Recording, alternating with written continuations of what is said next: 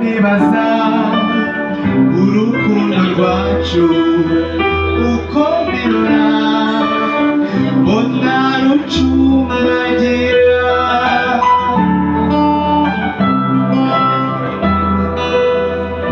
rwose shenge ibuka nawe ibaze mu mutima ukuntu twamenyanye hanyuma wibuke urukundo rwacu imbabazi umutima mwiza nkunda imbabazi shenge utamara ubuzima